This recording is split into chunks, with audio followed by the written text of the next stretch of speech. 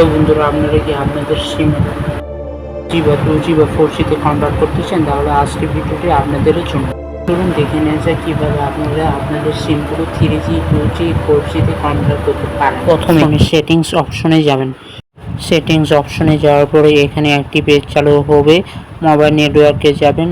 আমার দুটি সিম অলরেডি এখানে রয়েছে, আমি এর মধ্যে একটি পছন্দ করে নেব। আমি গ্রামীণ সিমটি সিম 1 পছন্দ করে নিচ্ছি।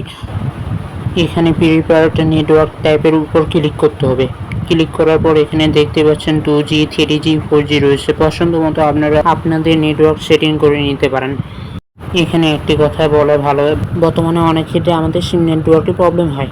এই ক্ষেত্রে আপনারা আপনাদের সিম 2G বা 3Gতে রাখতে পারেন, তবে ইন্টারনেট চালানোর জন্য 4Gতে রাখাই শ্রেয়। এতক্ষণ আমাদের পাশে থাকার জন্য ধন্যবাদ।